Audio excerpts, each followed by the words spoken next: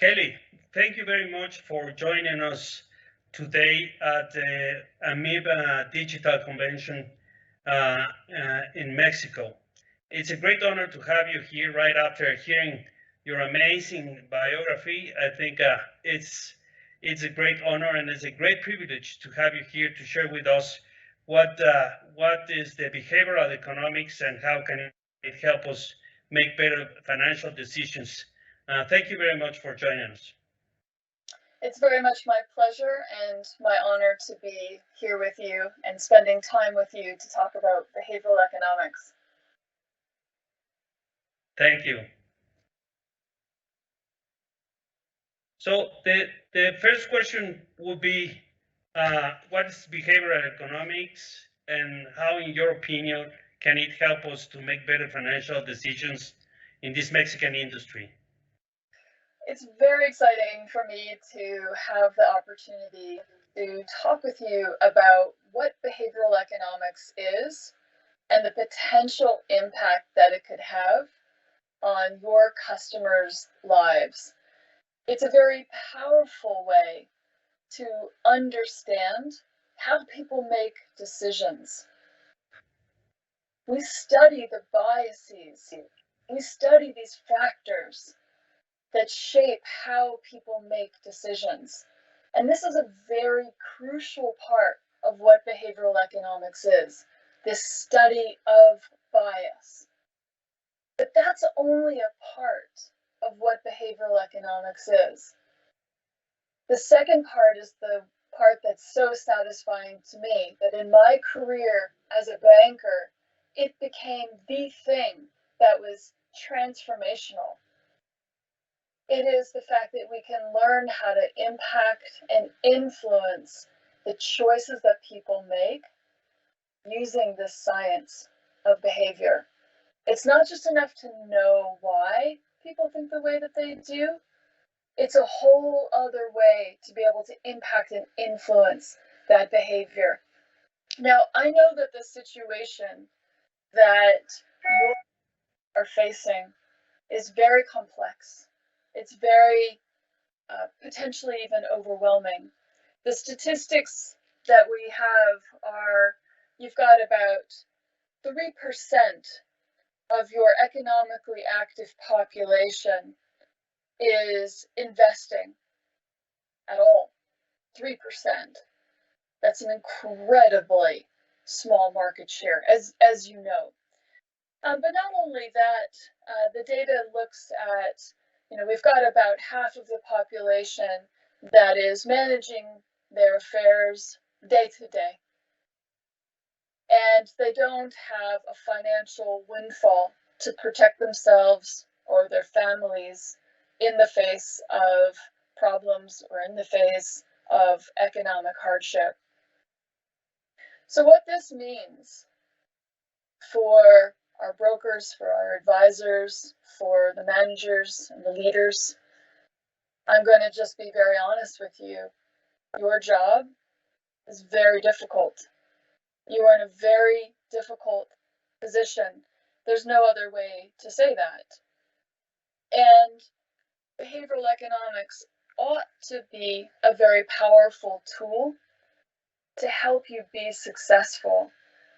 Fundamentally, your job is to get people to do things, to behave a certain way, to shape what they believe, to inform how they feel, their interactions in the world, the way that they interpret risk. The nature of what you need to do is very complex. And I welcome you, I encourage you, perhaps I might demand of you the exploration of behavioral economics as a very powerful tool set for you. I want to talk about how,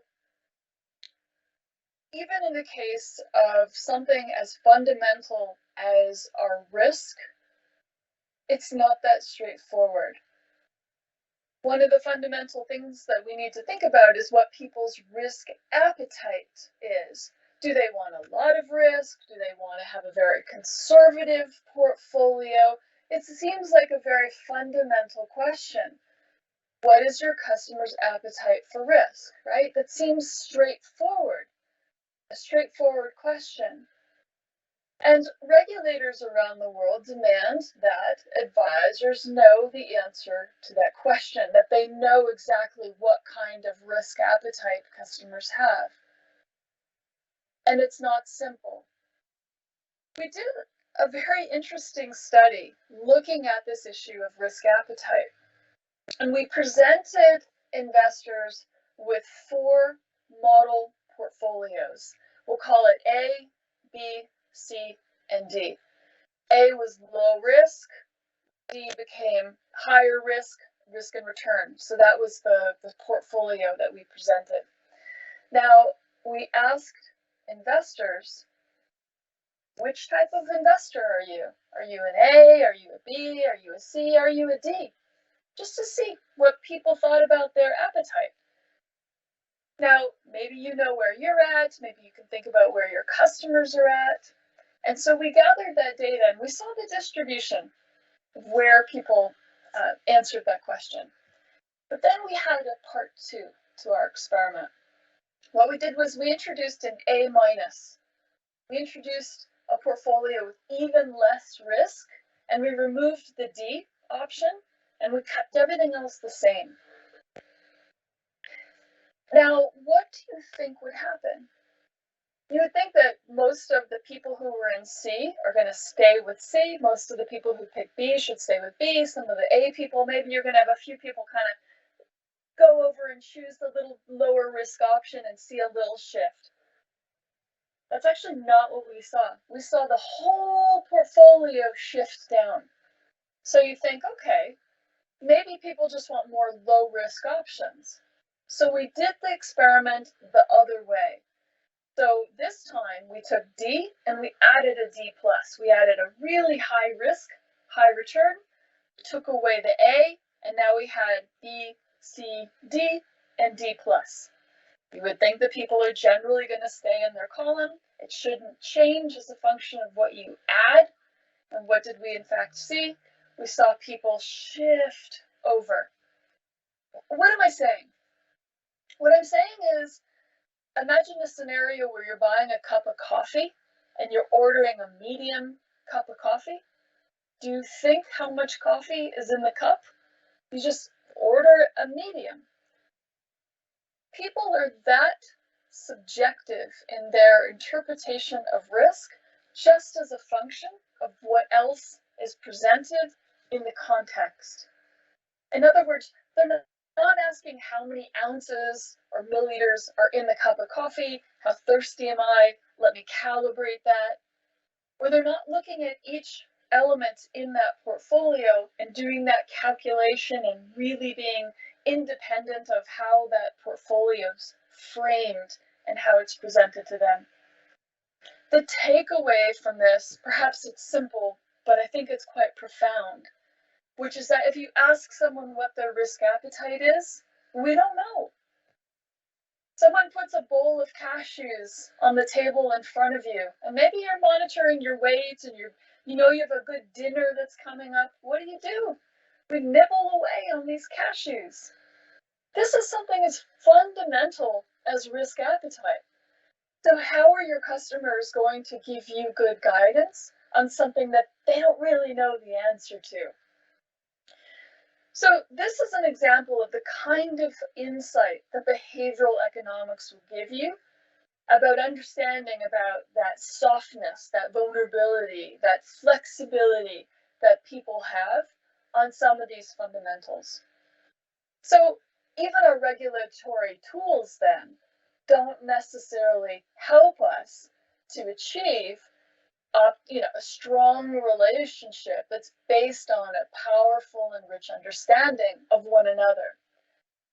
So I want to give you now another way to think about behavioral economics. I want to talk more about the tool side of behavioral economics, and I want to walk you through a very fascinating field study that was done that looked at ways to help increase the amount of savings that people have.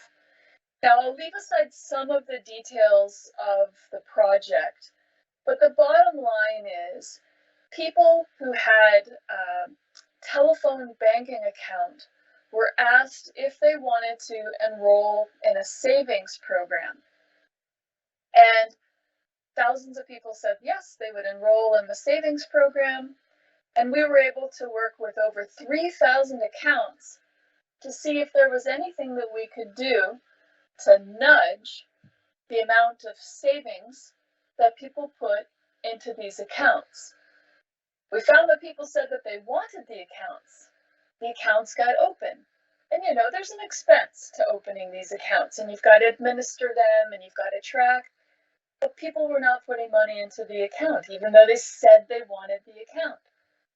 So our job was to figure out ways that might increase the likelihood of them putting some savings in. And so we experimented with some different hypotheses. And one of the hypotheses was, what if we send people a text message that says what the balance of that account is, and give them a reminder to save? Now, there's good information, right? So you give people this data, you personalize it, you target it, you make it timely. That should nudge people to save. So second hypothesis was, you know, when we registered people, we asked them if they had children. And in fact, we even got the names of the children.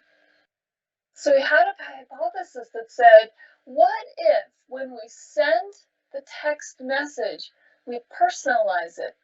And we say, you know, dear Papa, don't forget to save this week. Love, Kelly. You know, don't forget to save, Papa. And we thought, okay, maybe that's going to be very, very effective. A message like that. Don't forget to save for your future, Papa, from the children. So another thing that we thought about trying was incentives. Good old-fashioned financial incentives. What if when people save money, we gave them a match? And this is an experiment, so we wanted to see, what if we matched 10% of what people save? That's quite a lot. There was a cap, but still, we matched 10%. And so when we told people, if you save, we're going to give you 10%. That's that. But then there was another variation we thought we should try. What if we calculated what the maximum kind of little bonuses for that incentive? We give that to people at the beginning of the week, and if they don't save, we take it back out of the account. You might have heard of this principle, loss aversion. How effective might that be? What if we put it in beginning of the week and took it out? Let people see it. It was set up as an escrow, so we were able to do the operations, and we take it back out. So we thought, okay, all right, so if we're going to try financial incentive, it's an experiment. And the beauty and power of an experiment is sometimes you can go further. So what if we do 20%? We match 20%. And we did it both ways. As a reward after you did the savings, or we did it at the beginning of the week, match 20%, and we take it away if you don't put it in there. Then one more idea we thought we'd try, which is a coin. Actually, like a coin. I don't have one with me. It's a coin. It's about the size, it fits in your palm. It's a gold coin. And people were given instructions with this coin. I said, every week that you save, we wanted people to just scratch off with a little knife what week it was, and that they did the savings. Just scratch off a number. You save that week. You don't save the next week, don't scratch it off. You save the next week, scratch off the number 3. That's it. That was that program. So I've described 7 scenarios to you. And what I'd like for you to do is to mark at your desk, which one do you think was the most effective at increasing people's likelihood to save? Was it the reminder with the balance? Was it the reminder with the notice from the children? Was it the incentive with the 10% reward? Was it the incentive that was done at the loss aversion at the beginning of the week? Was it the 20% reward? Was it the 20% loss aversion? Or was it the coin? Now, I'm not with you, and I wish I was. It's usually a lot of fun to see the discussion around this and to ask people what they think, and we raise hands. And I've done this thing many, many times. So I hope you've had a moment to kind of gather your thoughts. I'm sure has happened pretty much every time. So most people think that that 20% condition with the loss aversion is number one. That's the number one voted on option. And the number two voted on option is the children. You know, for those of us with children, we know how persuasive they can be. Not very often do people vote for the coin. There's no financial incentive, there was no data. It turns out that coin is the most likely to lead to people being willing to save. Now you might be going, come on, what's that all about? That's not money, it's not the guilt, it's not the pressure from the family. What's going on? There's some very interesting science and explanation of human behavior, which is, some of it is sometimes we need things to be tangible. The business that you are in is so abstract to people. It's so remote. And not only that, you want to take my money and you want to go put it somewhere and I don't know where it is. I don't feel any connection. And then the reward, you want me to wait for years until I retire before I'm going to see it. I have no reward, I have no touch, I have no benefit that I can feel right away. The coin is simple. It's gold, it feels magical, it's in your hand, you can see it, and you can see your progress. So what I want you to think about is the psychology that has this impact and influence on people's behavior that goes beyond money, that goes beyond information. Sometimes the things that are effective for grown-ups might be very, very surprising. So that's this idea of tools that if you think differently and allow yourself to think differently about what might impact and influence people's behavior, it might be very counterintuitive. And so in your role as an advisor, these are the kinds of tools, these are the kinds of strategies that you might want to think about to help you to be more effective at your very important job. Thank you very much. Thank you, Kelly. I think it's shocking and amazing what you have presented to us. It's something that I would have bet for the 20% as well, because it makes. But obviously, if that would be the case, we would have a lot of more people saving and thinking about retirement and many other things that we are having. We are not having it these days, you know, and especially in Mexico, right? So, but Kelly, your presentation has been impressive, but we have a few questions. Let's see if we have some time for you to give us some idea of what the questions is. There's a repetitive question that is coming through the chat that says pretty much, what are the top 3 behavioral economics inspired recommendations for advisors, for brokers, and investors? What are your thoughts on that? It's a very important question.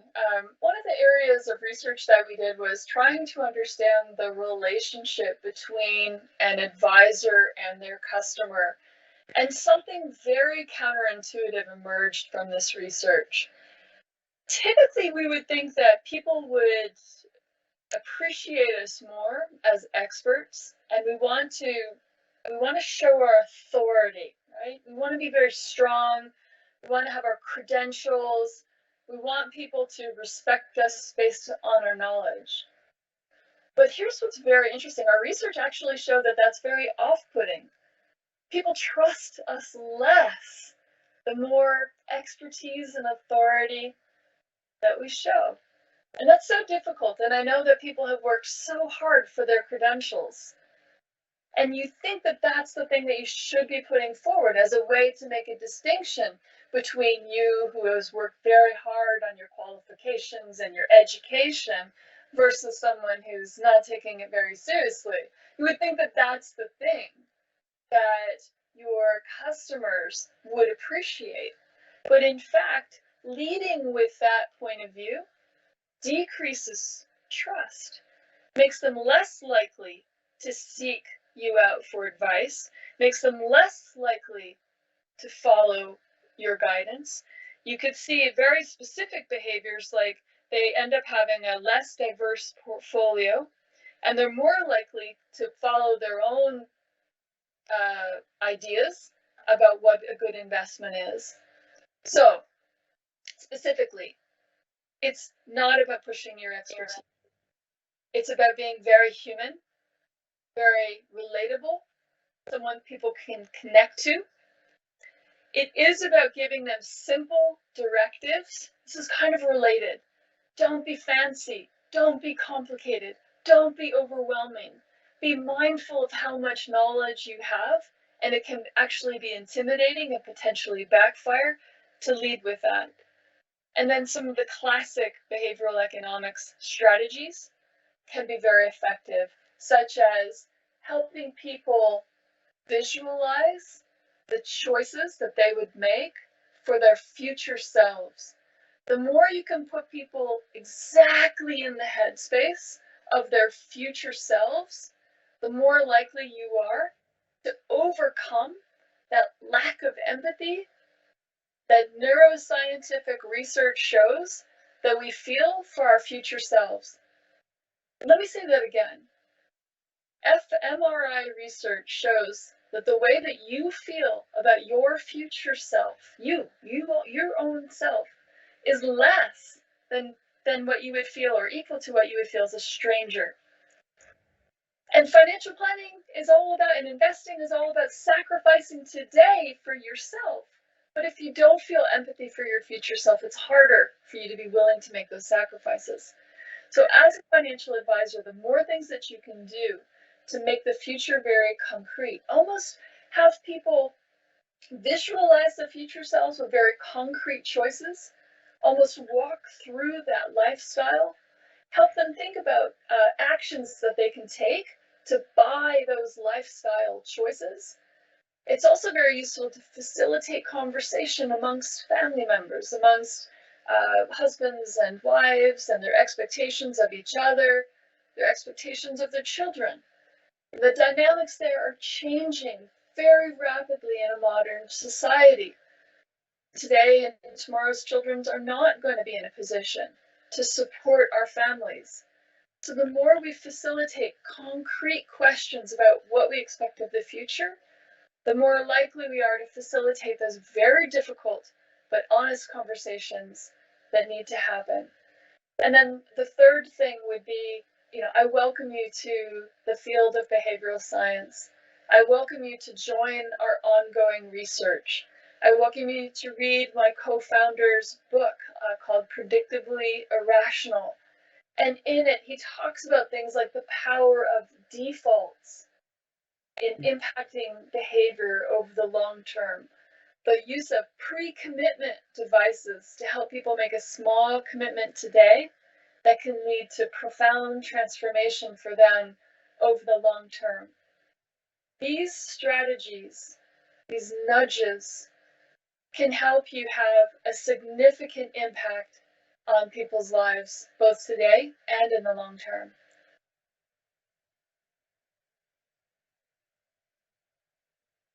Thank you very much, Kelly.